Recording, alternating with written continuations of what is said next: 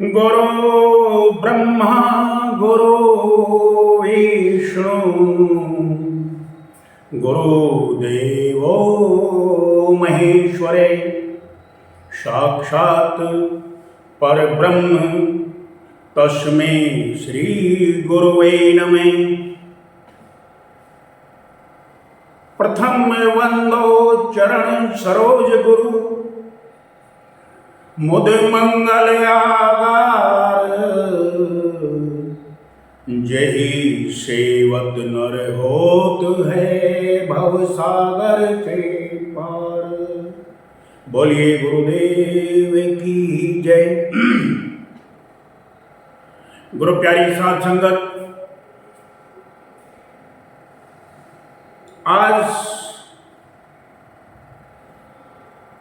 मैं आप सबके समक्ष संत भगत राज रूहानी मिशन के क्या कार्य हैं उन सब का खुलासा आपके बीच करता हूं। संत भगत राज रूहानी मिशन एक विचार है, पूर्ण महापुरुषों के मत से जुड़ा हुआ एक लक्ष्य है जो मानव जाति को सदग्रंथों के आधार पर और संतों की शिक्षा के आधार पर ज्ञान के माध्यम से मानव को मानव बनने की प्रेरणा देता है। ये मिशन लगभग पिछले 20 वर्षों से मानव जाति को मोह माया की नींद से जगाकर उनके बीच उत्साहवर्धन करके उनके अंतर में छिपे ज्ञान ज्योति को फैला करके उनके अंदर जो राग, द्वेष, झूठ, बेईमानी और मक्कारी जैसी बुराइयों को दूर करने का कार्य कर रहा है।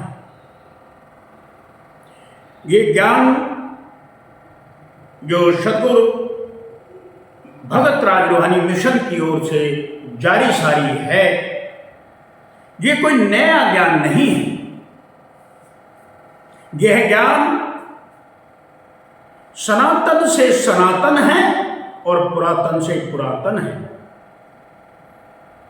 और ये ज्ञान संसार के सभी धर्म ग्रंथों की तह में मौजूद है। ये संतों का ये ज्ञान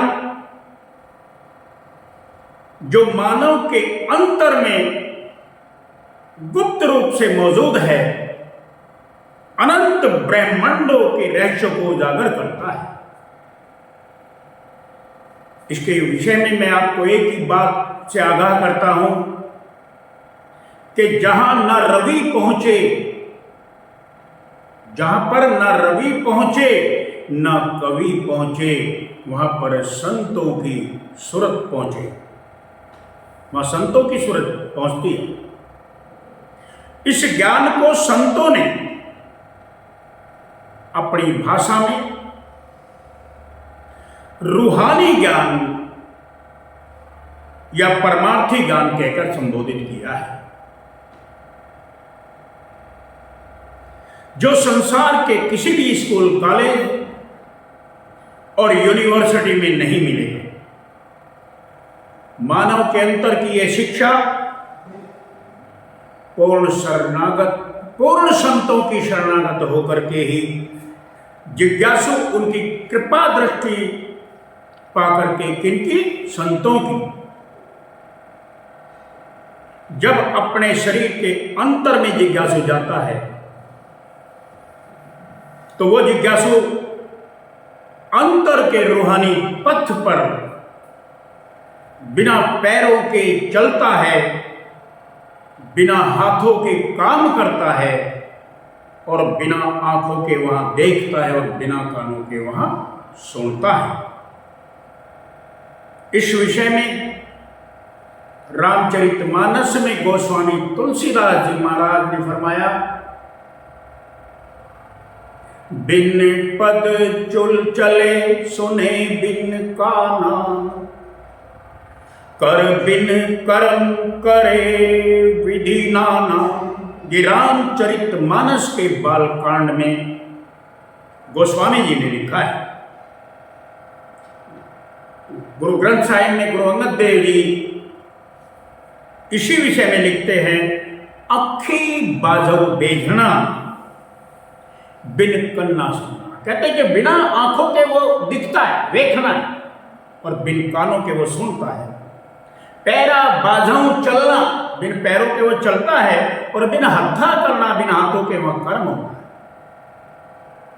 जीभे बाजव बोलना, बिना जीभ के वहां बोला जाता है। कहते ये जीवत मरना, इसे जीते जी मरना कहते हैं। नानक हुक्म पछाण के तब खश्मे मिलना।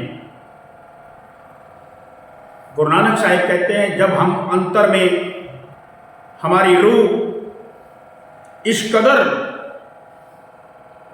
बिन पैरों के चलती है रूहानी मंडलों में, बिना कानों के वो परमात्मा की आवाज को सुनती है, बिना जिह्वा के परमात्मा यहां हमें आवाज दे रहा है उस मुकाम पे, यहां इस मुकाम से ऊपर जाकर, और बिना पैरों के वहां चलना होता है।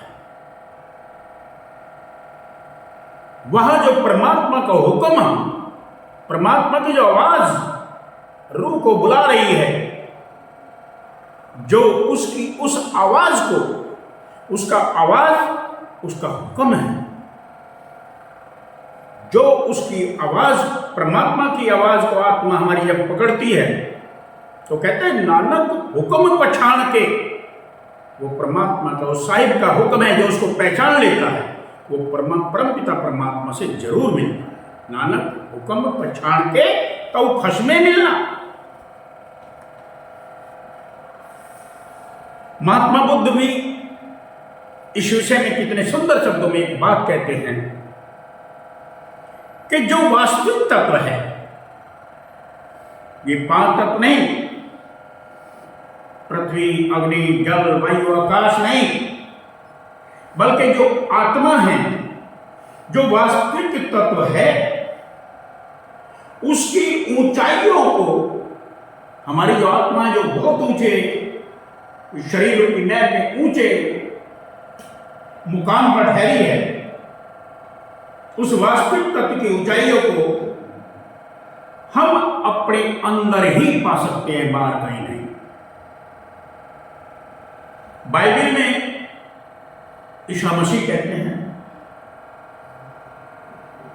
कि खुदा की बादशाहत,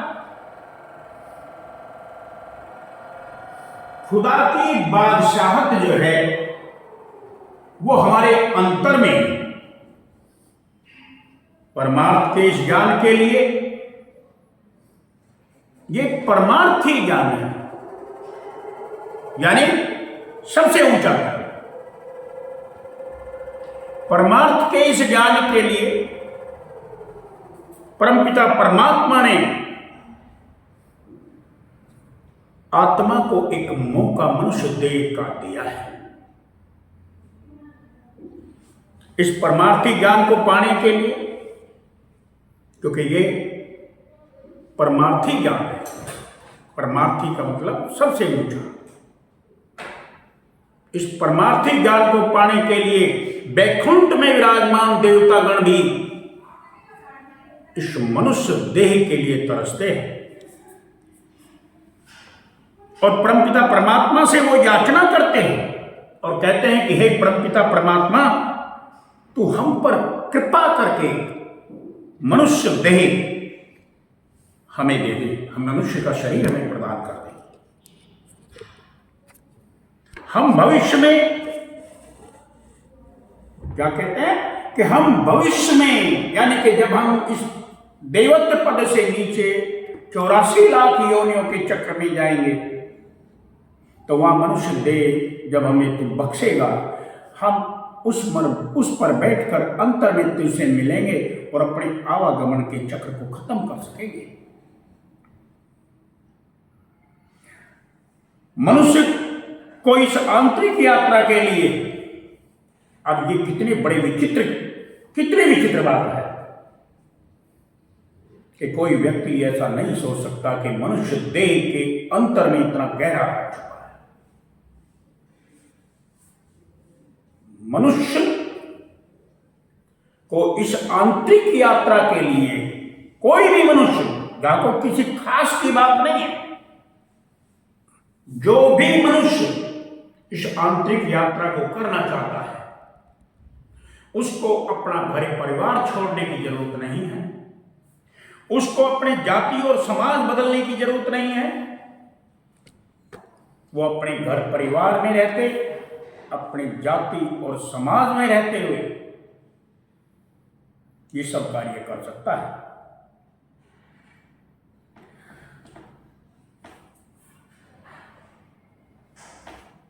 इस बेहद जरूरी कार्य को मानव अपने जीवन के लक्ष्य को पाकर अपने जीवन को धन्य कर सकता है। परमार्थ के इस कार्य की जो पूरी तरकीब है, पूरी युक्ति है और उसकी व्यवस्था, यानी कि कैसे वो अंदर जाए, इन सब बातों का राज और अंदर जाने की जो व्यवस्था बाहरी संसार में संत भगतराज रूहानी मिशन में मौजूद है। कोई भी जिज्ञासु अपनी इस यात्रा को अगर करना चाहता है तो संत भगतराज रूहानी मिशन में उसका स्वागत है। इस विषय में कबीर साहिब ने अपनी वाणी में लिखा है कि हमने जानना क्या है, मनुष्य जीवन में जानने की चीज क्या है। वो कहते हैं कहां से आया, कहां जाएगा, क्योंकि हम इस मृत्यु मंडल में अभी कुछ समय पहले आए हैं। हमको सबको अपनी जन्मतिथि याद है और अभी कुछ समय के बाद हमारी एक्सपायर डेट भी आ जाएगी, क्योंकि हमने यहां से कुछ भी करना है। संसार का ये नियम है कि आया है वो जाएगा। राजा रंक फकीर, कोई सिंहासन चढ़ चले और कोई बंधे जंजीर, जाना सबको है। हम इस जाने से पहले, इस संसार से कुछ करने से पहले हमारा एक कर्तव्य बनता, हमारा लक्ष्य है कि हम ये जान लें, हम ये समझ लें कि हमारा अंतिम मुकाम हमारे जीवन में, जब हमारा अंत आएगा, जब ये चौड़ा छूटेगा, तो हम कहां जाएंगे? दुखों के सागर में या सुखों के भंडार में? ये हमने तय करना है, ये मनुष्य ने तय करना है। लेकिन दुर्भाग्य है, किसी विरले को छोड़कर सब इस राज से नावाकिफ है। श्रीमद् भागवत में श्री कृष्ण जी महाराज ने बड़ा साफ शब्दों में लिखा है। अध्याय 8, अध्याय 2 में लिखा है, अध्याय 2 में लिखा है, 8 में लिखा, 8 में, और श्लोक 24 में लिखा है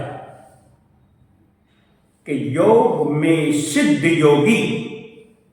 श्रीमद् भागवत के अध्याय 8 और श्लोक 24 में लिखा है कि योग में सिद्ध योगी अपने अंतिम समय की और स्थान की व्यवस्था खुद करता है। यहां से कूच करने के लिए, कोई और नहीं। आम आदमी का इस पर कोई वश नहीं है। हम श्रीमद् भागवत को पढ़ें तो हमें शायद बहुत अच्छे से बात समझ आ जाएगी। ये संतों का विज्ञान है। संतों का ये विज्ञान सनातन से सनातन है और शाश्वत सत्य है। इसमें कोई ये किस्से कहानी नहीं है, दंत कथाएं नहीं है, यह हकीकत है। क्योंकि संतों का ये परमार्थी ज्ञान एक महान विज्ञान है, महान विज्ञान जो सनातन से सनातन है और पुरातन से पुरातन है। यह विज्ञान उतना ही पुराना है जितना कि मानव स्वयं है। ये कुदरती तालीम है। ये तालीम कुदरत की बनाई है, हमारी बनाई नहीं है। ये इंसान के साथ ही आती है और इंसान के साथ ये राज चला जाता है। बड़े आश्चर्य की बात तो ये है कि संतों की इस रूहानी ज्ञान की जो बातें हैं, इसका जो जिक्र है, वो हर धर्म ग्रंथ में मौजूद है।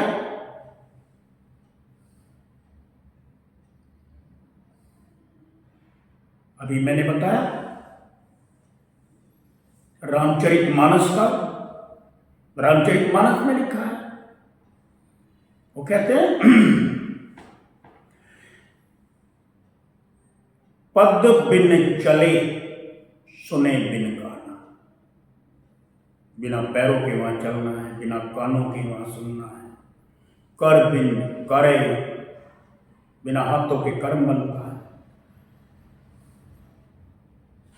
गुरु नानक साहिब ने कहा, गुरु अंगद देव जी लिखते हैं अपनी वाणी में, अखी बाजू बेज वेखण, बिना आंखों के वो दिखाई देता है। श्रीमद् भागवत इसकी गवाही देती है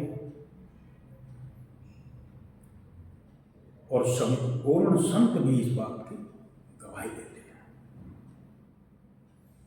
ये सारी शिक्षा धर्म ग्रंथों में मौजूद है, ये परमार्थ। इसके बावजूद भी प्रत्येक इंसान बाहरी विद्याओं के चक्कर में फंसा हुआ है। बाहरी विद्याओं के आधार पर, बाहरी विज्ञान के आधार पर दुनिया में बहुत सारी चीजें खोज ली, लेकिन इन खोजने का फायदा क्या हुआ? जब अंत समय आया वो सारी चीजें ही छोड़कर चल दिया। ये परमार्थी विज्ञान हमारे मौत के बाद की गुत्थी को सुलझाता है। हमने कहां जाना है, क्या हमने करना है, इस विषय में महात्मा बुद्ध का एक वाकया मैं आपके समक्ष रखता हूं कि महात्मा बुद्ध के पास एक व्यक्ति गया। उसने कहा, महाराज महात्मन, मुझे ये बताइए कि क्या कोई संसार में ऐसी तरकीब है जो मैं मरूं ना? उन्होंने कहा, हाँ है भाई, ऐसी भी है। वो बड़ा खुश हुआ, चलो भाई ऐसी को तरकीब मिली। उसने कहा, महात्मा बताइए। उसने कहा, भाई, महात्मा बुद्ध ने कहा, अगर तुम चाहते हो कि मरने से पीछा छूट जाए तो तुम कोई ऐसा काम करो कि जो अगले तुम जन्म ही ना ले। अब तो जन्म ले चुके हो तो मरना है, लेकिन अब ऐसे काम करो कि तुम दोबारा से जन्म ही ना लो। अब दोबारा से जन्म हम कैसे नहीं ले सकते? केवल परमार्थ की इस शिक्षा को, इस तालीम को हमें किसी पूर्ण संत सतगुरु की दया हो जाए और वो हमें दे दे, तो हम दोबारा से इस संसार सागर में नहीं आएंगे, दोबारा से हम मरेंगे नहीं, दोबारा से पैदा नहीं होंगे, हमारा मरण जीवन छूट जाएगा। तो हम बाहरी विद्याओं में फंसे हैं और अंतर की इस विद्या से प्रत्येक आदमी अचेत है, सब लापरवाह, कोई नहीं जानता किसी विरले को छोड़कर।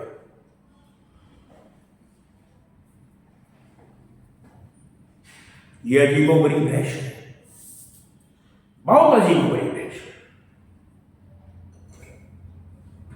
जो इस संसार में प्रत्येक मानव के साथ आता है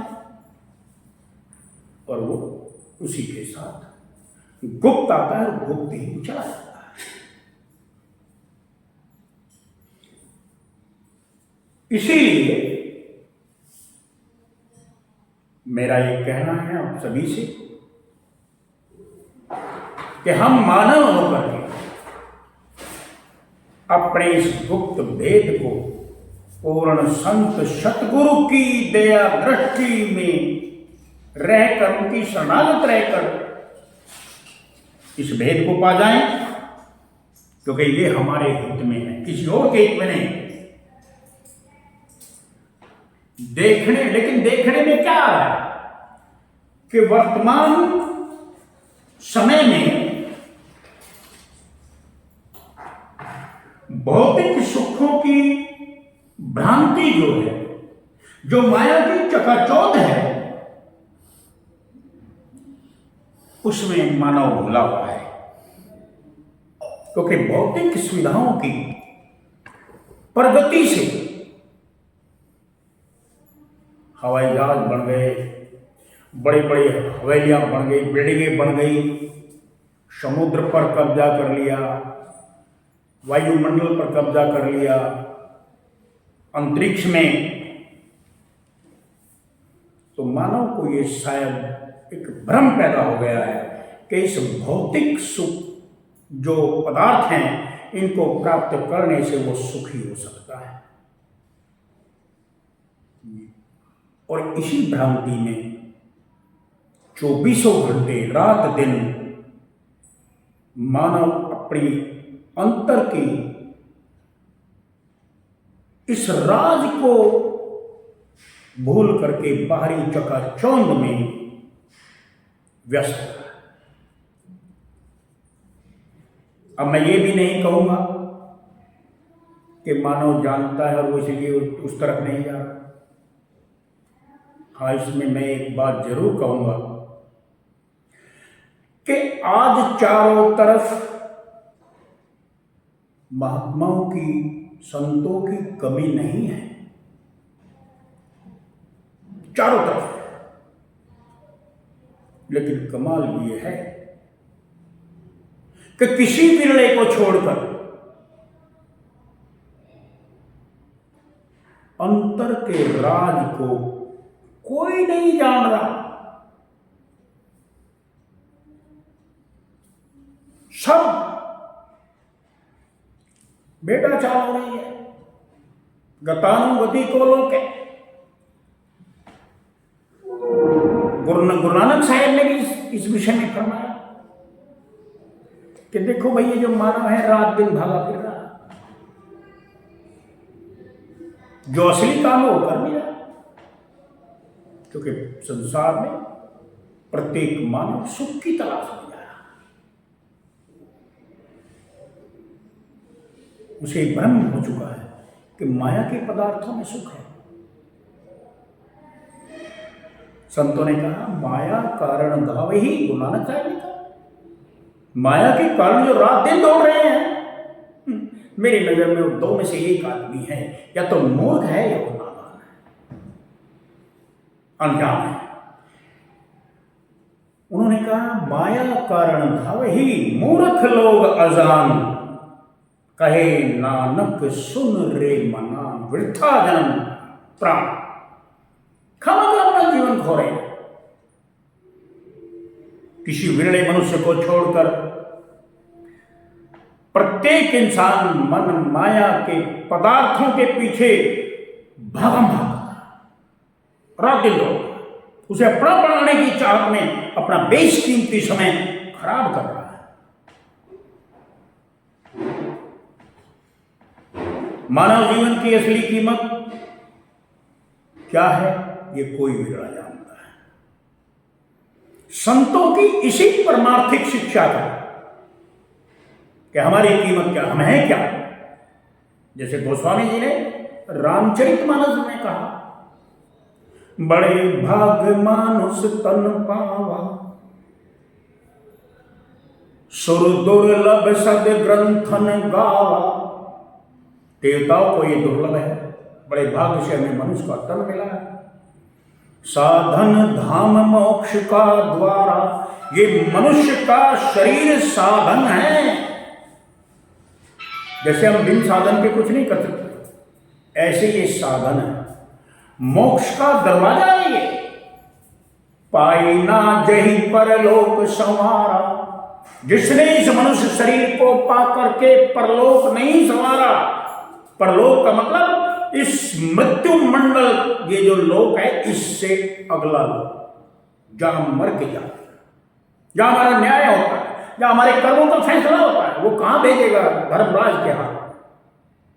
लेकिन पूर्ण संतों के पास जाते हैं, वो उससे अपने शरणागत आने वाले आत्मा का हिसाब का लेखा अपने हाथ में ले लेते हैं। गुरु साहिब कहते हैं, धर्मराय अब कहा करेगा जब फाड़ो यम का लेखा। अब इसमें धर्मराज कुछ नहीं कर सकता, क्योंकि उन्होंने संतों ने अपने शरणागत आए हुए मानव की आत्मा को अपने अंदर में ले लिया। अब फैसला वो करेंगे, धर्मराय नहीं करेगा। तो ये सारी बातें केवल कोई पूर्ण संत ही बता सकता है, पूर्ण संत ही इस मार्ग पर हमें ले जा सकता है। तो ये संतों का परमार्थी ज्ञान मनुष्य के अंतर में सुख और शांति की स्थापना करता है, ये बेचैनी की नहीं करता। जब सुख और शांति किसी के अंतर में आएगी तो खुशहाल हो जाएगा। कबीर साहिब ने अपनी वाणी में कहा, सतगुरु खोजो, संत खोजो। इसका मतलब सीधा सा है कि संत और सतगुरु खोजने की चीज है। इसका मतलब वो सामने नहीं है। माफ करना, त्रेता युग की बात है, जब राजा जनक थे, उन्होंने भी अपने एक पूर्ण गुरु की तलाश में 2 विश्व सम्मेलन किए। 2 पहले विश्व सम्मेलन में उनको याज्ञवल्क्य जी महाराज मिले। उनके मन ने निश्चय नहीं किया, फिर उन्हें दूसरा विश्व सम्मेलन, विश्व धर्म सम्मेलन करना पड़ा, जिसमें एक अष्टावक्र जी आए और उन्होंने उनको आत्मज्ञान कराया। वो युग जो त्रेता युग था, जब बहुत सत्यवादी ज्यादातर लोग हुआ करते थे, संतों की तब भी इतनी कमी थी और आज भी इतनी है। महापुरुषों ने कहा, बेसों के लश्कर घने, बेसधारियों की लाइन लगी पड़ी है, वाणी चोर कठोर। इस परमार्थ के रास्ते को बहुत इजी बना दिया उन्होंने। 2-4 धर्म ग्रंथों की वाणी इधर से पढ़ी, 2-4 उधर से पढ़ी, 2-4 किताबें पढ़ी और हो गए सब। कबीर साहब कहते हैं ना, संत करनी और कमाई का नाम है। संत नाम है उसके अंतर में जो राज छुपा है, जो ब्रह्मांडों का राज छुपा है, उसका जानकार। और ब्रह्मांडों के परे जो रूहानी मंडलों का राज है, जिससे होकर रूह रूहानी मंडलों से होकर सीधी सचखंड जाती है, जो जन्म मरण के बंधन को तोड़ते हैं, उस संत को खोजो। तो सतगुरु खोजो संत जीव काज गर चाहो। अगर अपने जीवन का काज चाहते हो, मनुष्य जन्म का लक्ष्य चाहते हो, तो सतगुरु को खोजिए और मेटो भव के अंक आवागमन निवारण। भवसागर के लेखे को वही मिट सकता है, आने जाने को वही खत्म कर सकता है। लेकिन दुर्भाग्य की बात यह है कि पूर्ण संतों की कमी इतनी है, बहुत ज्यादा कमी है। दुर्भाग्य से यह है कि कुछ लोग संतों का वेश धारण करके संसार में माया की संपदाओं का संग्रह करने के और मानव जीवन के मूल सिद्धांत को सही ढंग से ना जान करके, मूल सिद्धांत क्या है मानव जीवन का? सुरक्षावादी हो, उसको सही तरीके से ना जान करके जिज्ञासुओं को बड़ी मीठी मीठी बातें सुनाते हैं, बड़ा मीठा बात करते हैं, चिकड़ी चुपड़ी बातें बनाते हैं और उन्हें बाहरी कर्म कांडों में उलझा देते हैं। दुनिया में बाहरी कर्म कांडों में कहते हैं इसको करो तुम मुक्त हो जाओगे।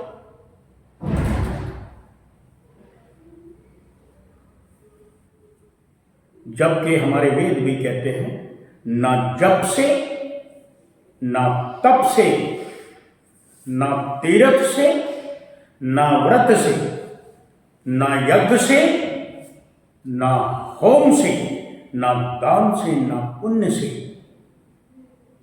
आप कोई भी इन कार्य करने से आत्मा को इसके शरीर के बंधनों से बाहर नहीं कर सकता। अगर आत्मा को जीते जी इस बंधन से हटाना है, छुटाना है, तो पूर्ण संत सतगुरु की दया चाहिए, उनकी नजरे करम चाहिए। जब उनकी नजरे करम होगी तो हमारी ये रूह पूरे शरीर में से सिमट कर अपने इस मरकज पर आ जाएगी, और जब मरकज पर आई तो नीचे का जितना कर्म क्षेत्र था वो सब छूट गया, छूट जाएगा।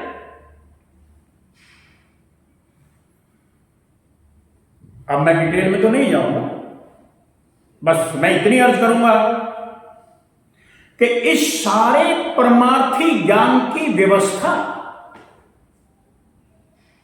इस सारे परमार्थी ज्ञान को बांटने के लिए संत भगतराज रूहानी मिशन प्रत्येक जिज्ञासु का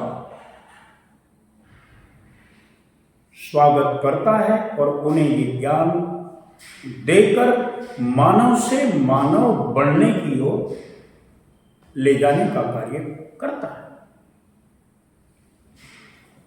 मिशन आप परमात्मा के और अपने शरीर के अंदर के भेद को जानने वालों को आह्वान करता है कि परमाणु के इस त्वरित कार्य के लिए आप सभी महापुरुष, आप सभी जिज्ञासु, चाहे वो किसान हो, चाहे वो मजदूर हो, चाहे वो डॉक्टर हो, इंजीनियर हो, आईएएस हो, आईपीएस हो, जो भी इस परमार्थी ज्ञान को लेना चाहता है और इस परमार्थी ज्ञान को जनमानस के लिए आगे इसका संदेश बढ़ाना चाहते हैं, संत भगतराज रूहानी मिशन उन सभी का स्वागत करता है कि वो सभी लोग जो डॉक्टर हैं, इंजीनियर हैं, आईएएस हैं, आईपीएस हैं, जो किसान हैं, मजदूर हैं, वो किसी देश का हो, किसी जाति का हो, किसी धर्म को मानता हो, उन सब का स्वागत करता है और उन सब से अपील करता है कि वो सब तन मन धन से अपनी आहुति देकर, पूर्ण आहुति देकर इस पुरित कार्य के भागीदार बनकर मनुष्य जीवन के लक्ष्य को प्राप्त करें। इसी के साथ ही मैं अपनी वाणी को विराम देता हूं। संत भगतराज रूहानी मिशन का एक ही नारा है, चलो चले सत्य की ओर, चलो चले सत्य की ओर। ये वाक्य आप सब याद रखें, चलो चले सत्य की ओर। बोलिए गुरुदेव की जय।